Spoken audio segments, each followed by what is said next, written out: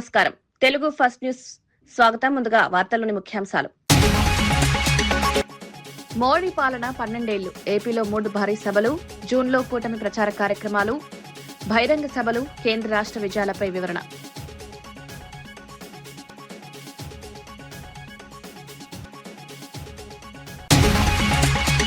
ఉద్యోగులకు కాంగ్రెస్ ప్రభుత్వం తీవ్ర నిరాశ. పీఆర్సీ డీఏపీలపై ప్రభుత్వం నిలదీసిన హరీష్, అన్ని వర్గాలకు ఇచ్చిన హామీలు అమలు కాలేదని విమర్శ. ఉద్యోగుల సమస్యలపై బీఆర్ఎస్ అండ.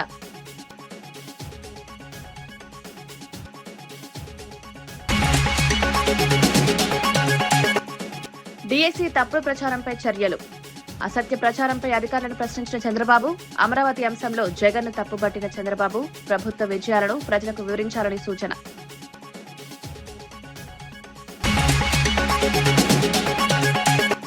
విద్యా పర్యాటక రంగాలకు కేబినెట్ గ్రీన్ సిగ్నల్. శ్రీ సిటీలో ప్రపంచ స్థాయి యూనివర్సిటీకి ఆమోదం. విశాఖ, చీరాలలో ఆధునిక బీచ్ షాక్స్ ఏర్పాటు. పెట్టుబడులు, ఉపాధి పెంపుపై ఫోకస్.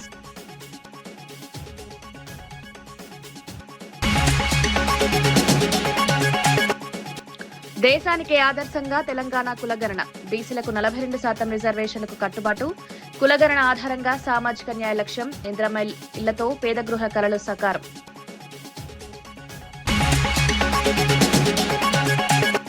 డీఎస్సీ నియామకాలపై జరుగుతున్న తప్పుడు ప్రచారంపై ఇప్పటి వరకు ఎందుకు క్రిమినల్ చర్యలు తీసుకోలేదని ముఖ్యమంత్రి చంద్రబాబు నాయుడు అధికారులను ప్రశ్నించారు. పాఠశాల విద్యాశాఖ కార్యదర్శి కోనత్ శశిధర్ వైసీపీ చేసిన ఆరోపణలకు సమగ్ర వివరణ ఇచ్చినప్పటికీ అసత్య ప్రచారం కొనసాగడం పట్ల అసంతృప్తి వ్యక్తం చేశారు. అమరావతి అంశంపై కూడా మాజీ ముఖ్యమంత్రి జగన్ ప్రజలను తప్పుదోవ పట్టించే ప్రయత్నాలు చేస్తున్నారని చంద్రబాబు ఆగ్రహం వ్యక్తం చేశారు. గత 2 ఏళ్లలో ప్రభుత్వం సాధించిన అభివృద్ధి, సంక్షేమ కార్యక్రమాలను ప్రజలకు వివరించడం మంత్రుల బాధ్యత అని స్పష్టం చేశారు. అదే సమయంలో వైసీపీ ప్రభుత్వ వైఫల్యాలను కూడా ప్రజలకు తెలియజేయాల్సిన అవసరం ఉందన్నారు. ప్రజల్లో వాస్తవాలను చేర్చేలా ప్రభుత్వ యంత్రాంగం, ప్రజాప్రతినిధులు సమన్వయంతో పనిచేయాలని చంద్రబాబు సూచించారు.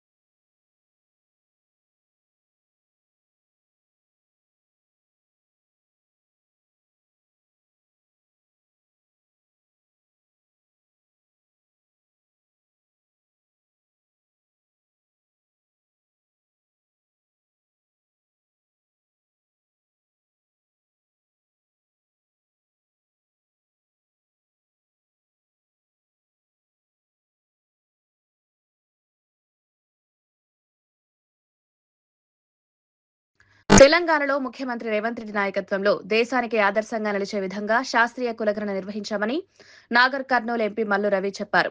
సమాజంలోని అన్ని వర్గాల సామాజిక, ఆర్థిక, విద్యా పరిస్థితులను అధ్యయనం చేసి వెనుకబడిన వర్గాలకు న్యాయం చేయాలనే లక్ష్యంతో ఈ సర్వే చేపట్టినట్లు తెలిపారు.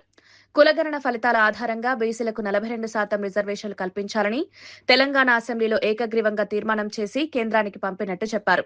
స్థానిక సంస్థల ఎన్నికల్లో కూడా బీసీలకు 42%కి పైగా రిజర్వేషన్లు అమలు చేస్తూ కాంగ్రెస్ ప్రభుత్వం తన చిత్తశుద్ధిని చాటుతోందన్నారు. అసెంబ్లీలో పెట్టి 42% బీసీలకు రిజర్వేషన్ ఇవ్వాలని యునానిమస్ గా అసెంబ్లీలో పాస్ చేయించి ఢిల్లీలో పార్లమెంట్ కు పంపించి బిల్లు చేయమని చెప్పారు. ఈయన తెలంగాణ ద్రోహి. 10 సంవత్సరాలు మీరు ప్రభుత్వంలో ఉండి కులగణన చేయకుండా ఊరికే కాకి లెక్కలతో ఒక్క రోజులో చేశారు. మీరు జనాభా లెక్కలు చేస్తున్నారు. ఏం చేశారో అసెంబ్లీలో పెట్టలేదు, ఎవరి కోసం చేసో పెట్టలేదు. ఒకటే రోజు 50 రోజులు 1,00,000 మంది ప్రభుత్వ అధికారులతోని అత్యంత శాస్త్రీయంగా కులగణన చేసి ఇవాళ సుప్రీంకోర్టులో ఒక సుప్రీంకోర్టు జడ్జిమెంట్ వచ్చింది. భారతదేశంలో ఇతర రాష్ట్రాల్లో కేంద్ర ప్రభుత్వం కులగణన చేయాలంటే తెలంగాణ రాష్ట్రంలో చేసినటువంటి ఈ కులగణన సంగతిని దృష్టిలో పెట్టుకొని ఆ రకంగా కులగణన చేయాలని సుప్రీంకోర్టు చెప్పింది. ఎందుకు ఈ కులగణన? ఒక వ్యక్తికి యాక్సిడెంట్ అయి కాలో చెయ్యో లేకపోతే రిప్స్ ఇరిగితే అవి ఎక్కడ ఇరిగినాయి అని తెలుసుకోవాలంటే ఎక్స్రే తీయాలి. ఈ సమాజంలో ఎవరు ఆర్థికంగా, ఎవరు సామాజికంగా, ఎవరు రాజకీయంగా, ఎవరు ఎడ్యుకేషన్ లెవెల్లో వెనకబడి ఉన్నారో ఈ కులగణన ద్వారా తెలిసింది. అది రేవంత్ రెడ్డి చేశాడు. చేసి 42% కావాలని ఎన్ని ప్రయత్నం చేసినా ఇవ్వకపోతే మొన్న జరిగిన ఈ 2.5 సంవత్సరాల్లో జరిగిన పంచాయతీ ఎన్నికల్లో 42% కంటే ఎక్కువ బీసీలకు రిజర్వేషన్ కాంగ్రెస్ పార్టీ అమలు చేసింది. 42% కంటే ఎక్కువ రిజర్వేషన్ బీసీలకి మున్సిపల్ ఎలక్షన్ లో రిజర్వేషన్ అమలు చేసింది. 23లో జరిగిన జనరల్ ఎలక్షన్ తర్వాత 2 బై ఎలక్షన్లు జరిగినాయి. సికింద్రాబాద్ లో జరిగినటువంటి కంటోన్మెంట్ కి బీఆర్ఎస్ ఎమ్మెల్యే చనిపోతే అక్కడ ఎన్నిక జరిగితే కాంగ్రెస్ అభ్యర్థి గెలిచాడు. జూబ్లీ హిల్స్ లో బీఆర్ఎస్ అభ్యర్థి ఎమ్మెల్యేగా చనిపోతే ఎన్నిక జరిగితే కాంగ్రెస్ అభ్యర్థి గెలిచాడు. పంచాయతీ ఎన్నిక రాష్ట్ర కేబినెట్ సమావేశంలో తీసుకున్న కీలక నిర్ణయాలను మంత్రి కొలుసు పార్థసారథి అమరావతిలో నిర్వహించిన మీడియా సమావేశంలో వెల్లడించారు. విద్యారంగ అభివృద్ధికి పెద్దపీట వేస్తూ తిరుపతి సమీపంలోని శ్రీ సిటీలో ప్రపంచ స్థాయి విశ్వవిద్యాలయం ఏర్పాటు చేయాలని కేబినెట్ నిర్ణయించినట్టు తెలిపారు. ఈ ప్రాజెక్టు ద్వారా రాష్ట్రంలో ఉన్నత విద్యా అవకాశాలు మరింత విస్తరించనున్నాయన్నారు. మరోవైపు పర్యాటక రంగాన్ని అభివృద్ధి చేయాలనే లక్ష్యంతో విశాఖపట్నం, చీరాల తీర ప్రాంతాల్లో ఆధునిక బీచ్ షాక్స్ నిర్మాణానికి కూడా కేబినెట్ ఆమోదం తెలిపిందన్నారు. ఈ నిర్ణయాల ద్వారా దేశ విదేశాల నుంచి మరింత మంది పర్యాటకులను ఆకర్షించవచ్చన్నారు. రాష్ట్ర అభివృద్ధి, ఉపాధి అవకాశాల పెంపు, పెట్టుబడుల ఆకర్షణ ఈ ప్రాజెక్టులు దోహదపడతాయని మంత్రి కొలుసు పార్థసారథి చెప్పారు. విధానాలతో ఇది పైలట్ ప్రాజెక్ట్ గా దీన్ని అమలు చేయడం జరుగుతుంది. సో టైమింగ్స్ కూడా 10 to 8 మార్నింగ్ 10 నుంచి సాయంత్రం 8 వరకు. తర్వాత కొన్ని రకాల లిక్కర్స్ మాత్రమే. సో అవన్నీ కూడా ఒక విధానపరమైన నిర్ణయం తీసుకుంటుంది.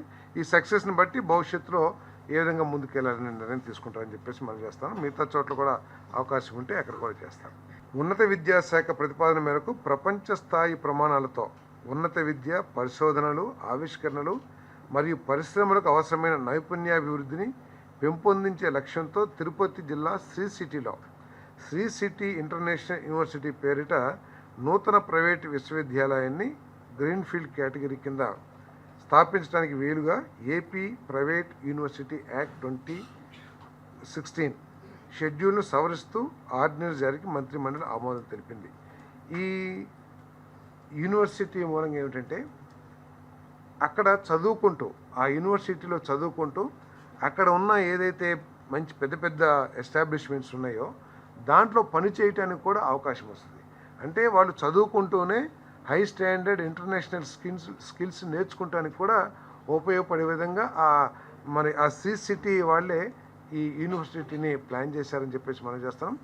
దీని కరికులం కానివ్వండి, దీని గవర్నెన్స్ కానివ్వండి, పూర్తిగా ఆ శ్రీ సిటీ వాళ్ళే కదా, శ్రీ సిటీ ఏదైతే ఉందో అథారిటీ వాళ్ళే దీన్ని నిర్వహిస్తారని చెప్పేసి మనం చేస్తాను. ఇంతకుముందు ఇచ్చినప్పుడు ఇది కొత్తగా వచ్చింది కాబట్టి ఆ యాక్ట్లో దీన్ని యాడ్ చేయడం కోసం ఈరోజు ఆమోదం తెలిపిందని చెప్పేసి మనం చేస్తాం. దీనికి ముఖ్యమంత్రి గారు ఇంకో సూచన కూడా చేశారు. ఇది ఏమిటి, చదువుకుంటూ పక్కన పని ఉన్న పెద్ద పెద్ద కంపెనీల్లో పనిచేసే అవకాశం. ముఖ్యమంత్రి గారు ఇంకొకటి ఏం సూచన చేశారంటే, పెద్ద పెద్ద కంపెనీల్లో పనిచేస్తూ ఉంటారు, వాళ్ళు ఒక 50 మందినో 60 మందినో క్లాసెస్ నిర్వహించి మరి ఐఐటి స్టాండర్డ్స్తో వారి పరీక్షల విధంగా రాసి వారి స్కిల్స్ని ఏ విధంగా అప్గ్రేడ్ చేయొచ్చో కూడా పరిశీలించమని చెప్పేసి, ఆ మోడల్ కూడా పరిశీలించమని చెప్పేసి ముఖ్యమంత్రి గారు చేయటం. ఇదేమో ఎడ్యుకేషన్ ప్లస్ వర్కింగ్, అదేమో working plus higher education and higher skills. అది కూడా ముఖ్యమంత్రి గారు సూచన చేసిన జరిగింది. అది కూడా పరిశీలిస్తామని చెప్పేసి తెలియజేసింది. లేదు, వాళ్ళు సీసీటీ కిందే ఉంది కదా, వాళ్ళకి ల్యాండ్ 60 acresలో దీన్ని డెవలప్ చేస్తారు. సీసీటీ అంతా కూడా దాని ఏమంటారు డెవలపర్దే కదా, సీసీటీ డెవలపర్దే. హైదరాబాద్ కు చెందిన యువ షూటర్ ఈషా సింగ్ అంతర్జాతీయ వేదికపై మరో అరుదైన ఘనత సాధించింది. జర్మనీలోని మ్యూనిచ్ లో జరిగిన ఐఎస్ఎస్ఎఫ్ వరల్డ్ కప్ 2026 లో మహిళల 25 మీటర్ల పిస్టల్ విభాగంలో స్వర్ణ పతాకాన్ని కైవసం చేసుకుంది. ఫైనల్ పోటీలో 50 పాయింట్లకు గాను 43 పాయింట్లు సాధించి సరికొత్త ప్రపంచ రికార్డు నెలకొల్పింది. ఈ విజయంతో ఒకే సమయంలో జూనియర్, సీనియర్ ప్రపంచ రికార్డులను తన పేరిట నమోదు చేసుకున్న ఏకైక అథ్లెట్ గా చరిత్ర సృష్టించింది. కేవలం 21 ఏళ్ల వయసులోనే ప్రపంచ స్థాయిలో అసాధారణ ప్రతిభ కనబరుస్తూ భారత షూటింగ్ కు గర్వకారణంగా నిలిచింది. ఈషా సింగ్ విజయం పట్ల క్రీడా వర్గాలు, అభిమానులు హర్షం వ్యక్తం చేస్తూ అభినందనలు తెలియజేస్తున్నారు. I would say I don't really change my preparation depending on the name of the game. I just keep it the same because ours is a very mental sport. it's a mind game, I would say. It's the technique was is quite simple. The only thing, the complications that you have is in your head, and that's what you have to deal with. So yeah, it's gonna be the same, and I'll try my best to get as many laurels I can to the country. PM Modi has been promoting women in sports. What is your say? What more can be done? I think it's an amazing initiative. I mean, our country doing that for women in sports, not many of them acknowledge that. Very grateful to have such a leader in our country, and I think we are seeing a lot of immense amount of women in sports. It's of course not easy for us. We have our own challenges, but I would say we are no less than the other opposite gender, and we can give best. And I will wish all of them very best. What is your message to the youngsters who are now getting into sports? I would say a sport has no bar, especially like in mine where there is no age limit. Don't let anyone make you feel like, oh, you're too young to play, don't start now. Because honestly, I did have a lot of people saying that to me, oh, she's too small, or people telling my dad, like, she's only 9, what are you doing? You know, like, let her enjoy life. But that never really stopped me, because I remember winning my state gold when I was 10. Ahmedabad లో జరిగిన yogasana world championship లో ప్రధానమంత్రి నరేంద్ర మోదీ పాల్గొని ప్రసంగించారు. ఈ సందర్భంగా యోగా అనేది మానవాళికి భారతదేశం అందించిన కాలాతీతమైన అమూల్యమైన కానుక అని కొనియాడారు. మనస్సు, శరీరం, ఆత్మను ఒకటే తాటిపైకి తీసుకొచ్చే శక్తి యోగాకే ఉందన్నారు. యోగా కేవలం వ్యాయామ పద్ధతి మాత్రమే కాకుండా జీవన విధానమని వివరించారు. ప్రపంచవ్యాప్తంగా కోట్లాది మంది యోగాను ఆచరిస్తూ ఆరోగ్యకర జీవనాన్ని అవలంబిస్తున్నారన్నారు. యోగా ద్వారా వ్యక్తిగత ఆరోగ్యంతో పాటు సామాజిక సామరస్యాన్ని కూడా పెంపొందించవచ్చన్నారు. మరింత ఆరోగ్యవంతమైన, సామరస్యపూర్వకమైన ప్రపంచ నిర్మాణానికి యోగా అందరికీ స్ఫూర్తినిస్తుందని తెలిపారు. హైదరాబాద్ కు చెందిన యువ షూటర్ ఈషా సింగ్ అంతర్జాతీయ వేదికపై మరో అరుదైన ఘనత సాధించింది. अपनी शुभकामनाएं देता हूं। Ahmedabad UNESCO world heritage city है और भारत के इस ऐतिहासिक शहर में ये आयोजन पूरे देश के लिए गर्व की बात है। अब से कुछ दिन बाद 21 जून को वर्ल्ड योगा डे भी मनाया जाएगा। उस दिन दुनिया के अलग अलग देशों में योग से जुड़े आयोजन होंगे और इसका प्रमुख कार्यक्रम भारत के एक और ऐतिहासिक शहर कोलकाता में होगा। वर्ल्ड योगा डे से पहले वर्ल्ड योगासना चैंपियनशिप अपने आप में हेल्थ और वेलनेस की डबल डोज लेकर आ गई है। साथियों, करीब एक दशक पहले भारत संयुक्त राष्ट्र में अंतर्राष्ट्रीय योग दिवस का प्रस्ताव लेकर गया था। हम प्राचीन भारतीय परंपरा को पूरी मानवता के स्वास्थ्य और सामूहिक कल्याण से जोड़ना चाहते थे और तब यूएन में 190 देशों ने 190 कंट्रीज ने भारत के इस प्रस्ताव को समर्थन किया था। आज यह देखकर बहुत खुशी होती है कि करोड़ों लोग योग को अपनी दिनचर्या का हिस्सा बना चुके हैं। ध्यान, प्राणायाम उनकी जीवन शैली का हिस्सा बन रहा है। लेकिन साथियों, हर जीवन परंपरा समय के साथ नए चरण में प्रवेश करती है। योगासन स्पोर्ट्स की ये वर्ल्ड चैंपियनशिप इसी चरण का शुभारंभ है। इस चैंपियनशिप के माध्यम से योगासन को एक कॉम्पिटिटिव स्पोर्ट्स के रूप में नई पहचान मिलेगी। मुझे विश्वास है कि भविष्य में योगासन भी अंतर्राष्ट्रीय खेलकूद में अपनी जगह बनाएगा, चाहे ओलंपिक्स हो या मल्टी स्पोर्ट्स इवेंट्स हो। हम जितनी मेहनत करेंगे सुखद परिणाम आ भी सकता है, और निश्चित तौर से इसमें अहमदाबाद में होने जा रही इस पहली वर्ल्ड योगासन चैंपियनशिप की बहुत बड़ी भूमिका होगी। साथियों, योगासन स्पोर्ट्स का एक और पक्ष है।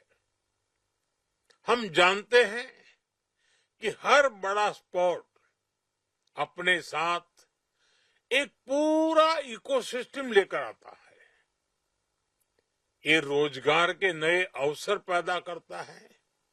इसलिए जैसे जैसे योगासना स्पोर्ट्स का विस्तार होगा, वैसे वैसे इससे जुड़ी नई संभावनाएं भी बढ़ेगी।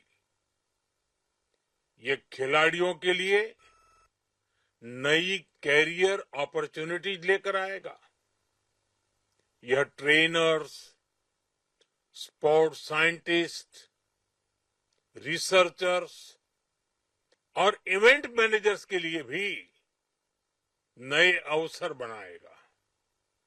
साथियों, जैसा मैंने पहले कहा, यह चैंपियनशिप ऐसे समय में आयोजित हो रही है जब पूरी दुनिया इंटरनेशनल डे ऑफ योगा की तैयारी में भी जुटी हुई है। इस वर्ष इंटरनेशनल डे ऑफ योगा की थीम है योगा ఫర్ హెల్త్. రాష్ట్ర ప్రభుత్వంపై మాజీ మంత్రి ఎమ్మెల్యే హరీష్ రావు తీవ్ర విమర్శలు చేశారు. జూన్ 2న ఉద్యోగులు పీఆర్సీ కోసం ఎంతో ఆశగా ఎదురుచూసినా ప్రభుత్వం నిరాశనే మిగిల్చిందన్నారు. 6 డీఏలను పెండింగ్ లో ఉంచిన ఏకైక ప్రభుత్వం కాంగ్రెస్ ప్రభుత్వమేనని ఆరోపించారు. ఆశా వర్కర్లు, అంగన్వాడీ సిబ్బంది, ఆర్టీసీ కార్మికులు, జీహెచ్ఎంసీ ఉద్యోగులు, సింగరేణి కార్మికులకు ఇచ్చిన హామీలు అమలు కాలేదన్నారు. కాంగ్రెస్ ప్రభుత్వం అన్ని వర్గాలను మోసం చేసిందని విమర్శించారు. హెచ్ఎండబ్ల్యూఎస్ అండ్ ఎస్బీ యూనియన్ ఎన్నికల్లో ప్రశ్నించే గొంతుకగా ఉన్న రాంబాబును గెలిపించాలని పిలుపునిచ్చారు. బీఆర్ఎస్ ప్రభుత్వ హయాంలో వందలాది మందికి ప్రమోషన్లు, వందల సంఖ్యలో ఉద్యోగుల రెగ్యులరైజేషన్ జరిగిందని గుర్తు చేశారు. 2.5 సంవత్సరాలైంది. ఏం చెప్పిండ్రు? మేం రాగానే వెంటనే పీఆర్సీ ఇస్తాం, వెంటనే పెండింగ్ డిఏలు ఇస్తాం. వచ్చినాయే? ఇవాళ 2.5 ఏళ్ళైనా పీఆర్సీకి ఉలుకు లేదు, నా పలుకు లేదు. వత్తదా రాదా కూడా చెప్తలేరు. 2.5 ఏళ్ళు అయిపోయింది. నిన్న 2 జూన్ తెలంగాణ రాష్ట్ర అవతరణ దినోత్సవం. ఉద్యోగులంతా ఆశగా ఎదురు చూసిండ్రు. ఏమన్నా చెప్తాడేమో ముఖ్యమంత్రి, పీఆర్సీ వస్తదేమో, మా జీతాలు ఏమన్నా పెరుగుతాయేమో, పెట్రోల్ పెరిగింది, డీజిల్ పెరిగింది, కూరగాయలు పెరిగినాయి, ధరలు పెరిగినాయి, జీతమేమో పెరుగుతలేదు, ఈ రేవంత్ రెడ్డి ఏమన్నా పెంచుతాడేమో అని ఆశగా చూసిండ్రు. కానీ నిరాశే మిగిలింది. పుస్తకం కూడా పురాగా చదవలే, ఎండగొడుతుందని పుస్తకం బంద్ పెట్టి చదువుకుంటున్నాడు. అయితే ఆ పీఆర్సీ గురించి ఉలుకు లేదు, పలుకు లేదు. పోనీ డిఏలు ఇచ్చిండా? 6 డిఏలు. ఈ భారతదేశంలో 28 రాష్ట్రాల్లో 6 డిఏలు పెండింగ్ పెట్టిన గవర్నమెంట్ ఏదన్నా ఉందంటే ఈ రేవంత్ రెడ్డి గవర్నమెంట్, ఈ కాంగ్రెస్ గవర్నమెంట్. భారతదేశంలో గిన్ని డిఏలు ఆడ పెండింగ్ లో లేవు. రిటైర్డ్ అయిన ఉద్యోగులకు బకాయిలు ఇయ్యడు, డిఏలు ఇయ్యడు, పీఆర్సీలు ఇయ్యడు. ఉద్యోగుల ఉసురు పోసుకున్నాడు. అంటే సింగరేణి కార్మికులకు మోసం, ఆశా అంగన్వాడీ కార్మికులకు మోసం, జీహెచ్ఎంసీ కార్మికులకు మోసం, ఆర్టీసీ కార్మికులకు మోసం, మా హెచ్ఎండబ్ల్యూఎస్ కార్మికులకు మోసం. మోసమే కాంగ్రెస్ నైజం. ఇలా అన్ని వర్గాలను కూడా కాంగ్రెస్ మోసం చేసింది. మోసపూరిత ఈ కాంగ్రెస్ కు బుద్ధి చెప్ప ఎన్నికల ముందు తెలంగాణ ఉద్యమకారులకు అనేక హామీలిచ్చి కాంగ్రెస్ ప్రభుత్వం అధికారంలోకి వచ్చిందని ఎమ్మెల్సీ డాక్టర్ శ్రవణ్ దాసోజు అన్నారు. అయితే అధికారంలోకి వచ్చిన తర్వాత ఉద్యమకారుల కోసం ప్రభుత్వం ఏం చేయబోతుందనే విషయంపై ఇప్పటి వరకు స్పష్టత లేదని విమర్శించారు. తెలంగాణ ఉద్యమంలో కీలక పాత్ర పోషించిన వారికి న్యాయం చేస్తామని చెప్పిన హామీలను అమలు చేయాల్సిన బాధ్యత ప్రభుత్వంపై ఉందన్నారు. ఉద్యమకారుల సమస్యలు, సంక్షేమం, గుర్తింపు అంశాలపై ప్రభుత్వం ప్రత్యేక దృష్టి పెట్టాలని కోరారు. ఎన్నికల సమయంలో ఇచ్చిన హామీలను మరవకుండా వాటిని వెంటనే అమలు చేయాలని కాంగ్రెస్ ప్రభుత్వాన్ని డిమాండ్ చేస్తున్నామన్నారు. అంటే ఎవరు ఎట్లుంటారో గుర్తించడం కోసం ఒక క్రైటీరియా ఎస్టాబ్లిష్ చేస్తాం ఈ సంప్రదింపుల ద్వారా అని చెప్పినారు టర్మ్స్ ఆఫ్ రిఫరెన్స్. రెండవది, to identify and prepare the list of Telangana ఉద్యమకారులు as per the evolved criteria. ఆ క్రైటీరియా అనుసారంగా రాష్ట్ర వ్యాప్తంగా ఉన్నటువంటి తెలంగాణ ఉద్యమకారులు ఎవరినో వాళ్ళందరినీ గుర్తిస్తామని చెప్పినారు. మూడవది, very carefully I appeal to you to listen, to make recommendations regarding the nature of recognitions, to make recommendations regarding the nature of recognitions, honors, courtesies, facilities to be extended to the said Telangana ఉద్యమకారులు. ఒకటేమో ఎవరు తెలంగాణ ఉద్యమకారులు గుర్తిస్తారు, రెండు list తయారు చేస్తారు, మూడు వాళ్ళకి ఏం సాయం చేయాలా, ఏం హానర్స్ ఇవ్వాలా అని చెప్పని కూడా ఈ కమిటీ నిర్దేశిస్తుంది అని చెప్పని చెప్తున్నారు.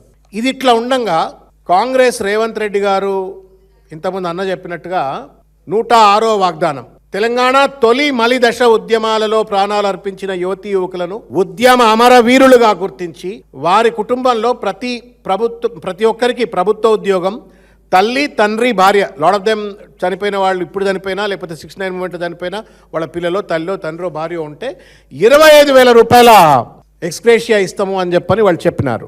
రెండవది, కేసులు ఎత్తేస్తాము, ఉద్యమకారులుగా ప్రభుత్వ గుర్తింపు కార్డు. మూడవది ముఖ్యమైనటువంటిది 250 గజాల ఇంటి స్థలాలు. ఈ రెండింటిని కోరిలేట్ చేయాల్సిన అవసరం ఉండే. థర్డ్ టర్మ్స్ ఆఫ్ రిఫరెన్స్ ఏదైతే పెడుతున్నారో మేము సంప్రదింపుల ద్వారా మేము ఏం చేయాలనో గుర్తిస్తాము, ఏమి ఇవ్వాలనో గుర్తిస్తాము అని చెప్తున్నారు. కానీ వాళ్ళు ఆల్రెడీ ఇది వాగ్దానం చేసి అధికారంలోకి వచ్చిండ్రు. తెలంగాణ ఉద్యమకారుల గుర్తింపు కోసం ఏర్పాటు చేసిన కమిటీపై మాజీ ఎమ్మెల్సీ కర్నె ప్రభాకర్ తీవ్ర విమర్శలు చేశారు.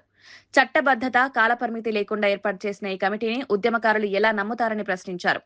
అసలు కార్యాలయమే లేని కమిటీల వల్ల ఉద్యమకారులకు ఎలాంటి ప్రయోజనం కలుగుతుందో ప్రభుత్వం స్పష్టతనివ్వాలని డిమాండ్ చేశారు. తెలంగాణ రాష్ట్ర సాధన కోసం పోరాడిన వేలాది మంది ఉద్యమకారుల ఆకాంక్షలను దృష్టిలో ఉంచుకుని నిర్ణయాలు తీసుకోవాల్సిన అవసరం ఉందన్నారు. ఉద్యమకారుల సమస్యలను పరిష్కరించడంలో కాంగ్రెస్ ప్రభుత్వం విఫలమైందని ఆరోపించారు. తెలంగాణ ఉద్యమకారుల హక్కుల కోసం ఎప్పటికైనా పోరాడేది, వారి పక్షాన నిలబడేది బీఆర్ఎస్ పార్టీ మాత్రమేనని కర్నె ప్రభాకర్ చెప్పారు. డిమాండ్ పెట్టినాం. తెలంగాణ ఉద్యమకారుల పక్షాన నిజాయితీగా కొట్లాడేటువంటి బీఆర్ఎస్ పార్టీ గతంలో తెలంగాణ రాష్ట్ర సమితిగా అనేక ఉద్యమాలు చేసినటువంటిది. కాబట్టి తెలంగాణ రాష్ట్ర సమితిగా ఉన్నటువంటి సందర్భంలో ఉద్యమంలో భాగస్వామ్యమైన ప్రతి ఒక్కరిని గుర్తు చేసుకున్నాం. ఇవాళ వారి డిమాండ్లని అఖిలపక్షం ముందు పెట్టినాం. దురదృష్టం ఏంటంటే ఇంతకుముందే నేను అన్నట్టుగా ఆదిలోనే హంసపాదులాగా ఒక కమిటీ అని వేసినారు. ఆ కమిటీలో 6 సభ్యులని వేసినారు, ఒక చైర్మన్, 5 సభ్యులు. కేశవరావు గారి నేతృత్వంలో చైర్మన్ గా పొన్నం ప్రభాకర్ గారు, రాముల్ నాయక్ గారు, అద్దంకి దయాకర్ గారు, అదేవిధంగా కోదండరామ్ గారు, మోతి శోభన్ రెడ్డి గారిని వేసినారు. కానీ మేము అడిగినాం ఇవాళ సమావేశంలో, అయ్యా వాళ్లకు వేసినారు, ఒక పేపరు ప్రింట్ తీసి ఇచ్చినారు తప్ప కనీసం చట్టబద్ధత ఉన్నదా? మీకు కనీసం ఎవరైనా పోతే ఆఫీసర్ మీ మాట వినే అవకాశమైన ఉన్నదా? కాబట్టి చట్టబద్ధత లేనటువంటి మీ కమిటీ తోటి ఏ విధంగా రేపు న్యాయం జరుగుతుంది అనేటువంటి విషయం మేము అడిగినాం స్పష్టంగా. అదే కాదు, ఇంకా విచిత్రంగా కాల పరిమితి లేదు ఈ కమిటీకి. రేవంత్ రెడ్డి గారు పదే చెప్తా ఉన్నాడు. ఆయన పగడి కలలు గంటా ఉన్నాడు. మధ్యాహ్నమే పడుకొని ఆయన కలలు గంటుకుంటూ నేను ఇంకో 5 సంవత్సరాలు ఉంటా అని చెప్తున్నాడు. ఆ కుట్రలో భాగంగా దీన్ని కాలయాపన చేసి రేపు ఎన్నికల వరకు ఇదే డిమాండ్ని ఇట్నే తీసుకొని పోయే ఒక కుట్ర ఏమైనా చేస్తున్నారా అనేటువంటి అనుమానం కూడా మాకున్నది. కాబట్టి దీనికి టైం ఫ్రేమ్ ఉండాలి, టైం ఫ్రేమ్ ఫిక్స్ చేయాలని చెప్పేసి మేము సీరియస్ గా డిమాండ్ చేసినాం. అదే కాదు, ఇంకా విచిత్రం ఏంటంటే 6 మంది మాజీ మంత్రి పేర్ని నానిపై జనసేన ఇన్ఛార్జి బండి రామకృష్ణ తీవ్ర స్థాయిలో విమర్శలు చేశారు. పేదల కోసం ఉద్దేశించిన బియ్యాన్ని దుర్వినియోగం చేసిన వ్యక్తి పేర్ని నాని అని ఆరోపించారు. డిప్యూటీ సీఎం పవన్ కళ్యాణ్ విమర్శించే నైతిక హక్కు వైసీపీ నాయకులకు లేదన్నారు. గత వైసీపీ ప్రభుత్వ హయాంలో జరిగిన అరాచకాలు, అవినీతి, ప్రజా వ్యతిరేక విధానాల కారణంగానే ప్రజలు ఆ పార్టీని తిరస్కరించారన్నారు. అందుకే గత ఎన్నికల్లో వైసీపీ కేవలం 11 సీట్లకే పరిమితమైందన్నారు. ప్రజా తీర్పును గౌరవించకుండా ఇప్పటికీ వైసీపీ నాయకులు విమర్శలు చేయడం ఆశ్చర్యకరమన్నారు. పవన్ కళ్యాణ్ గారి నుంచి మాట్లాడే అర్హత వైసీపీ పార్టీలు ఎవరికి లేదు. ఎందుకంటే మీ చరిత్ర అంతా రక్త చరిత్ర. సొంత బాబాయ్ 5 సంవత్సరాల పరిపాలన మీది ఆ టైంలో చనిపోతే ఇవాళ వరకు మీరు ఎందుకు పట్టించుకోవాలి? ఎప్పుడన్నా దాని గురించి బాబాయ్ని ఎవరు చంపారు? మీ సొంత రక్తం కదా, రాజశేఖర రెడ్డి గారి తమ్ముడు. ఏం జరిగింది, ఎలా జరిగింది, దానికి కారణం ఎవరు అనేది ఇవాళకి తెలియదు కూడా. మీరు దాని గురించి పట్టించుకోలేదంటే మీరు ఫ్యామిలీనే పట్టించుకోలేదు. సొంత చెల్లి నువ్వు జైల్లో ఉన్నప్పుడు ఆవిడ ఎండలో పడి ఎంతో కష్టపడి ఆవిడ పాదయాత్ర చేస్తే నేను చూశాను. పొలాల్లో పడుకుంది ఆవిడ. అదే కాకుండా మీ అమ్మగారు విజయమ్మ గారు మహాతల్లి ఎప్పుడు బయటికి రాలా రాజశేఖర రెడ్డి గారు ఉండగా నీ కోసం, కొడుకు కోసం తిరిగితే ఆవిడ్ని అవమానించారు మీరు. అంటే కుటుంబ సభ్యులను గౌరవించినటువంటి వాళ్ళు ఈ రాష్ట్ర ప్రజలు గౌరవిస్తారా అని అడుగుతున్నా. మీరు చేస్తున్నటువంటి లేనిపోయిన బురజలతో సమావేశాలు పెడుతున్నారు జిల్లాల వారీగా, నియోజకవర్గాల వారీగా. అంటే కార్యకర్తలు ఎక్కడన్నా జారిపోతారేమో, కార్యకర్తలు ఏమన్నా మర్చిపోయారేమో, ఎవరినే స్పోకలన్స్ పెడుతున్నారు మీరు. అంటే వాళ్ళకి తెలియదు అనమాట. 30 ఏళ్ళ అనుభవం ఉండి ఏం మాట్లాడాలో ఏం చేయాలో తెలియట్లా. కనుక ఎన్ని పెట్టినా కూడా మీ వెనకాల మీ కార్యకర్తలు మీరు మీటింగ్ బయటికి రాగానే తిడుతున్నారు. ఎందుకురా చదువు చెప్తాడు అని పనికిరాని వాగుడని చెప్పి మీ పార్టీలోనే మీ గురించి తిట్టుకుంటున్నారు. కనుక ఎందుకంటే కూటమి ప్రభుత్వం చాలా అన్నదమ్ములా వెళ్తున్నారు. వాళ్ళ కూటమి కంటే మాకు కావాల్సిన పదవుల కంటే లేదా వేరే కంటే రాష్ట్రంలో ఉన్న ప్రజలు బాగుండాలి. వాళ్ళ మంచి కోసమే కూటమి నడుస్తుంది. అంతే తప్ప పదవుల కోసమో మాకు తగాదలు పెట్టాలనుకుంటే ఏమీ ఉపయోగం ఉండదు. మేమేమి చాలా ఓపికలు పెరిగినాయి, చాలా ఓర్పు పెరిగింది. దానికి మీరు ఎంతో రెచ్చగొట్టాలని చూస్తున్నారు. కాపు నాయకులందరూ. ప్రధాని నరేంద్ర మోదీ 12 ఏళ్ల పరిపాలన పూర్తి చేసుకున్న సందర్భంగా ఎన్డీఏ కూటమి ప్రభుత్వం ఏర్పడి 2 ఏళ్లు పూర్తయిన నేపథ్యంలో ఆంధ్రప్రదేశ్లో 3 భారీ బహిరంగ సభలు నిర్వహించనున్నట్లు మంత్రి నాదెండ్ల మనోహర్ తెలిపారు.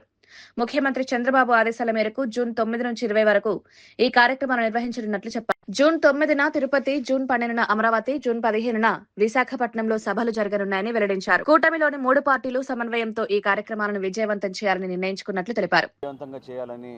గౌరవ ముఖ్యమంత్రి గారు చంద్రబాబు నాయుడు గారు, అదేవిధంగా గౌరవ ఉప ముఖ్యమంత్రి గారు పవన్ కళ్యాణ్ గారు కూడా దీనికి స్పష్టంగా ఒక కార్యాచరణ సిద్ధం చేయమని చెప్పడం జరిగింది.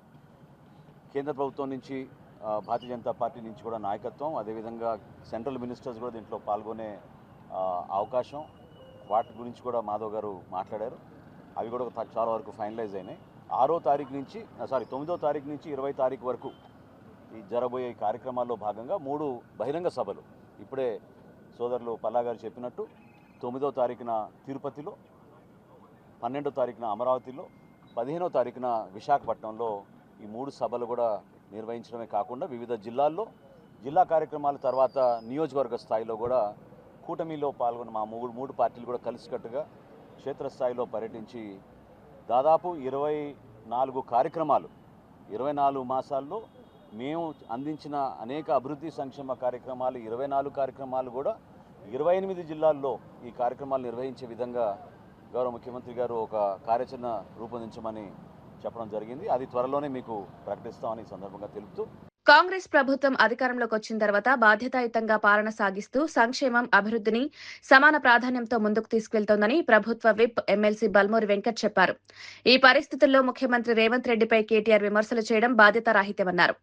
బీఆర్ఎస్ 10 ఏళ్ల పాలనలో ప్రజా సమస్యల పరిష్కారం కంటే అవినీతి, కమిషన్లు, కుటుంబ ప్రయోజనాలకే అధిక ప్రాధాన్యమిచ్చారని విమర్శించారు. ఇప్పుడు అదే పార్టీ నాయకులు అభివృద్ధి గురించి మాట్లాడడం ప్రజలను ఆశ్చర్యానికి గురిచేస్తోందన్నారు. కాంగ్రెస్ ప్రభుత్వం ప్రజలకు ఇచ్చిన హామీల అమలు, సంక్షేమ పథకాల విస్తరణ, అభివృద్ధి కార్యక్రమాల వేగవంతంపై దృష్టి పెట్టిందన్నారు. ప్రజల అవసరాల మేరకు నిర్ణయాలు తీసుకుంటూ ముందుకు సాగుతోందన్నారు. దోచుకుంది ఎక్కడ దాచుకోవచ్చు అనే సున్నాలపైన మీకున్నంత స్పష్టత నిజంగా మాకు లేదు.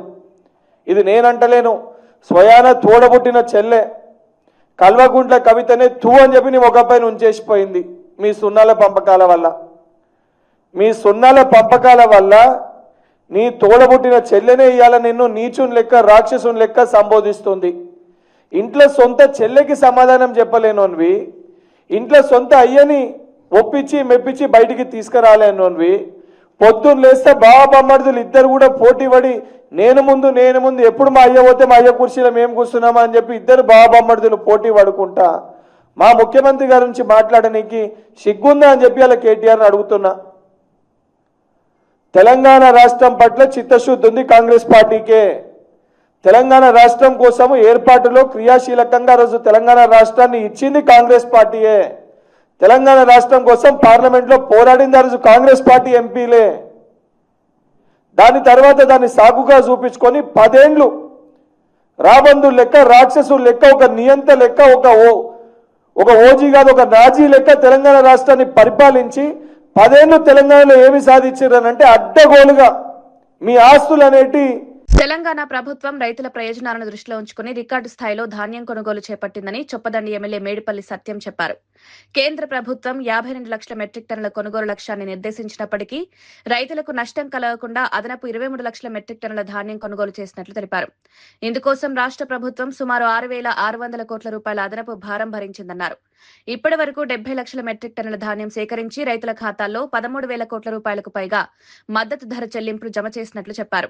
52 లక్షల కొనుగోలు లక్ష్యాన్ని ఇచ్చినప్పటికీ మన రాష్ట్ర రైతుల ప్రయోజనాల దృష్ట్యా గౌరవ ముఖ్యమంత్రి రేవంత్ రెడ్డి గారు, అదేవిధంగా civil supplies minister Uttam Kumar Reddy గారు తెలంగాణ రైతాంగానికి ఎక్కడ కూడా అన్యాయం జరగనీయద్దని చెప్పి మరో 23 లక్షల మెట్రిక్ టన్నుల అదనంగా కూడా కొనుగోలు చేసి రాష్ట్ర ప్రభుత్వం మీద దాదాపు 6,600లకు పైగా కోట్లు అదనపు భారం పడ్డ కూడా రాష్ట్ర రైతాంగం కోసం ఈరోజు భరించాల్సి వస్తుంది.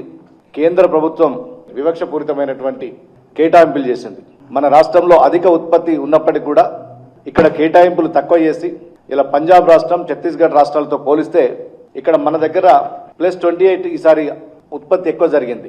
అయినా కూడా ఏమాత్రం ఉత్పత్తి పెంచకపోను కేవలం 35% మాత్రమే ఇక్కడ ధాన్యం కొనుగోలు చేయాలని చెప్పి కేంద్రం ఒక వివక్షపూరితమైనటువంటి కుట్ర చేసినా కూడా రాష్ట్ర ప్రభుత్వం ఇక్కడ ఉన్నటువంటి రైతుల ప్రయోజనాల దృష్ట్యా ఎక్కడ కూడా కాంప్రమైజ్ కాకుండా ప్రతి ఒక్క రైతును ఆదుకోవాలి, ఏ రైతుకు ఇబ్బంది కలగకూడదని చెప్పి ఇవాళ సీజన్ మొదట్లోనే GPS పెట్టి రైతులను అనేక ఇబ్బందులు గురి చేసిన కేంద్ర ప్రభుత్వం వాటన్నింటిని సడలించి నిజానికి కూడా ఈసారి దాదాపు ఒక వారం 10 రోజులు ధాన్యం సేకరణ ఆలస్యంగా ప్రారంభించినప్పటికీ కూడా జూన్